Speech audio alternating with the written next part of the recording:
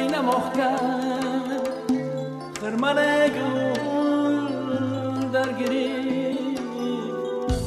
در بیابان نینا محکم خرمن گل در گری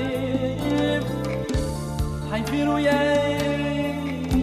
بی غبارم جنگ خاکستر گری داده اما حیفی روی بی غبارم جنگ خاکستر گری داده اما مستوانم سود نشد مغزی جانم در گری مستوانم سود نشد مغزی جانم در گری از برای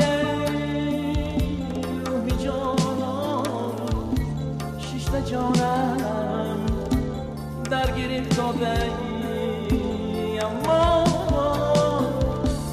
از برای روحی جانم شیشته جانم در گریه داده اما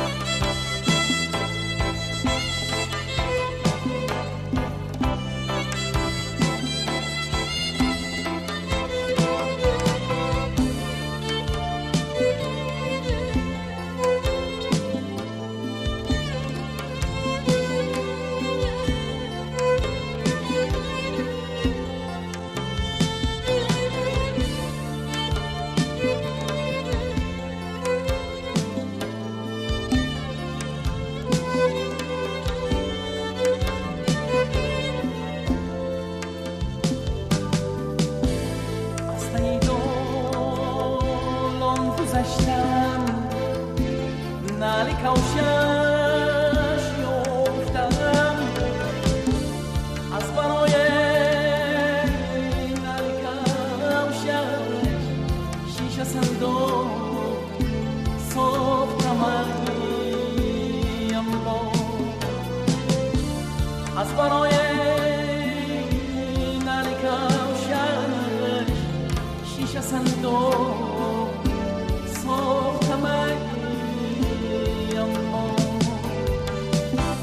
شیشه صندوق جان تصدق حال مهمان آمده است شیشه صندوق جان تصدق حال دستان اومده است از بخورای شریفیت ماهی تابان اومد از داده اما از بخارای شریفیت ماهی تابان اومد از داده اما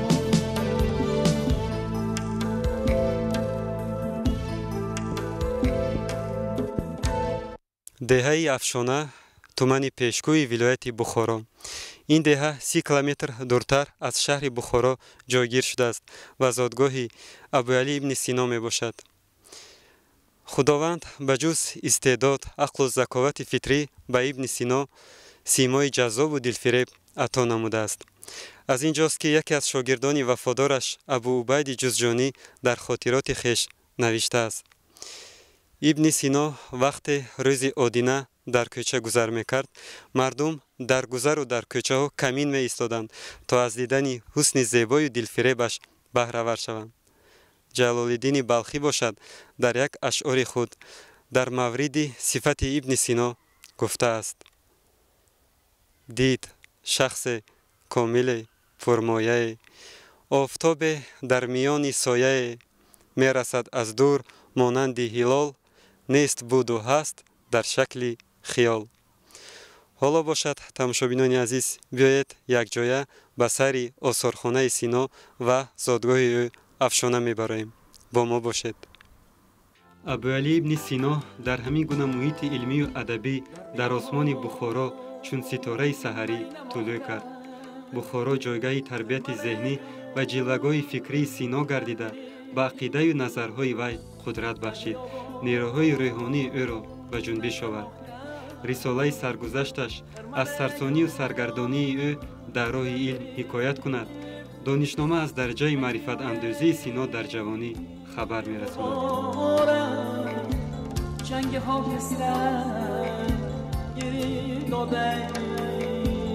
осорхонаи Сино дар назди коллеҷи тиббии Афшона воқеъ мебошад ва фарогири якчанд нигораҳои нодири таърихӣ мебошад. аз ҷумла фаъолияти тиббии Сино аз дидгоҳи рассомон, нусхаи асбобҳои ҷарроҳӣ, китобҳо, дастнависҳо гузошта шудаанд. таи қарнҳо ба ин сарзамин борҳо лашкаркашиву тохтутосҳои аҷнабиён сар задааст.